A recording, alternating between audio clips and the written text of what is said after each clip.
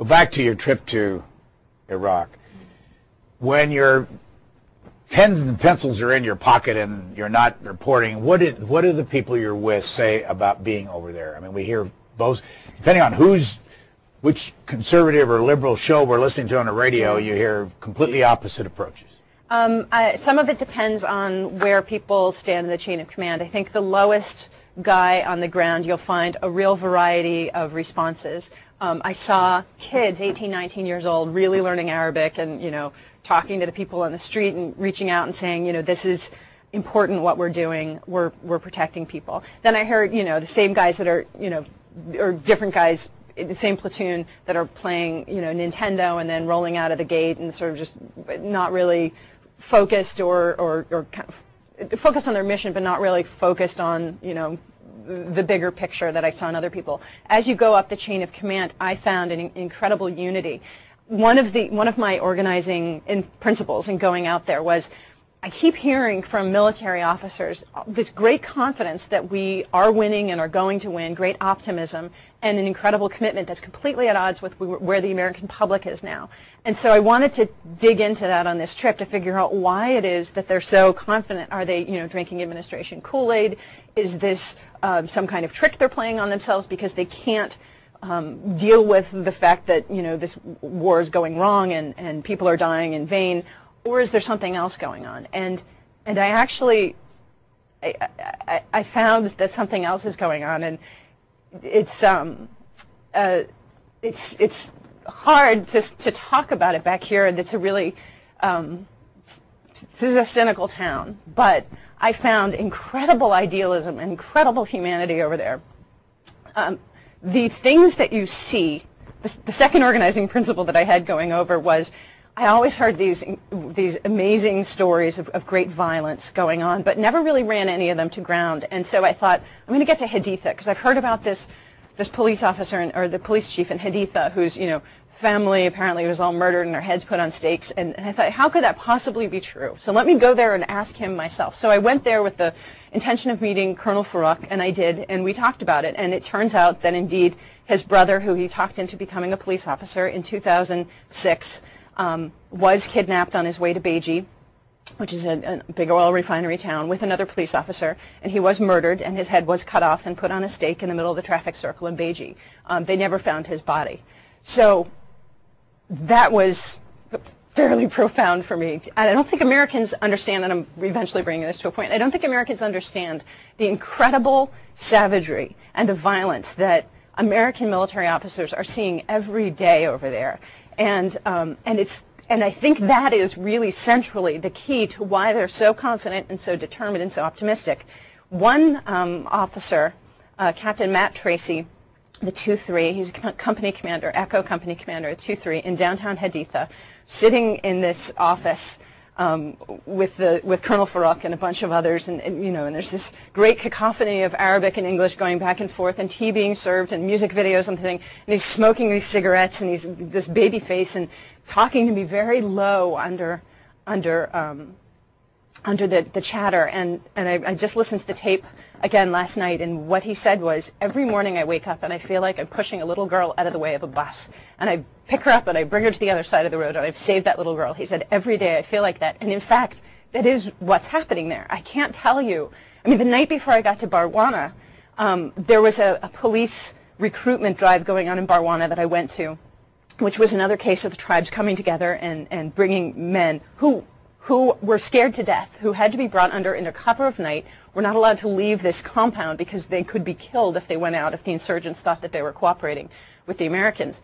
So they're all huddled in this room. But the night before in Barwana, when there was an organizing meeting with the sheikhs and with the battalion commander, Lieutenant Colonel Jim Glynn of the 2-4,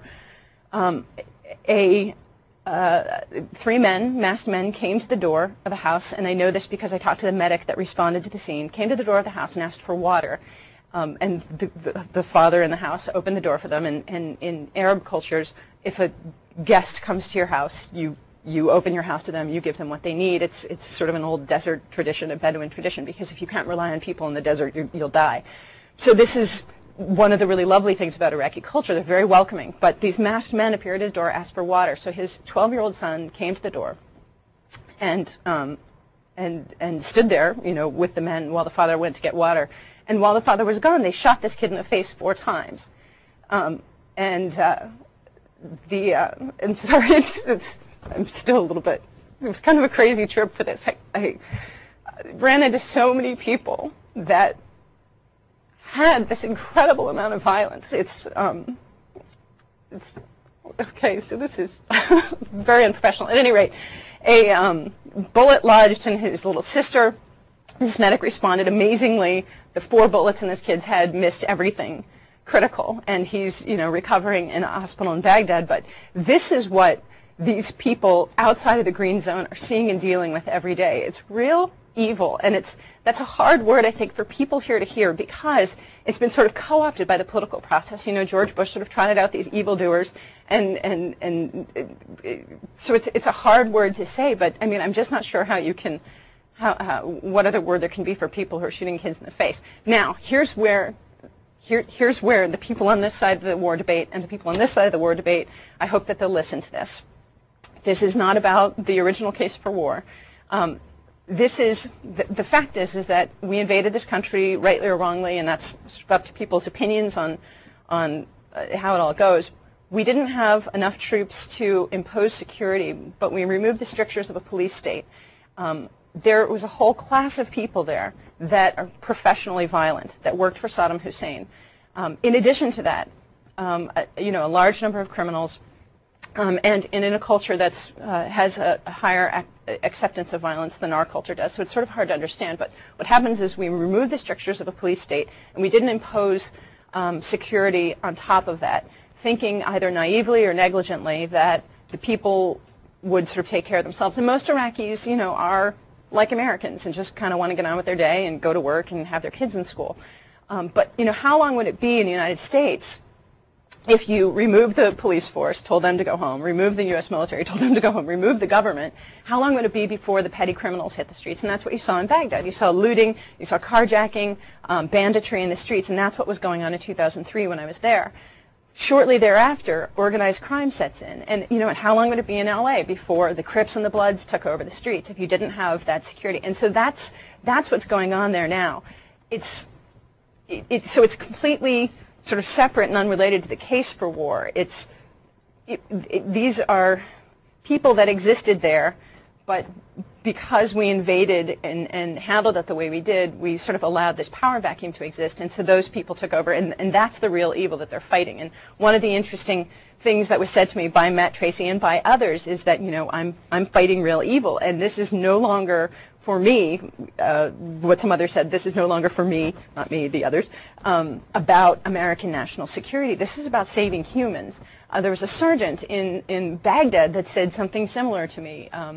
And he said, there's a lot of people here that need our help. And that's where they're focused now. That was my experience, is that where they're focused now is on helping humans. And I think that this war has gotten, and I know, I'm sorry I'm going on, but this war has, 4 years on, people are in their 2nd and 3rd deployments. They're speaking a little better Arabic. There's been a coming together more of Iraqis and Americans. I saw real bonds of friendship between a lot of people that I hadn't seen in the previous years.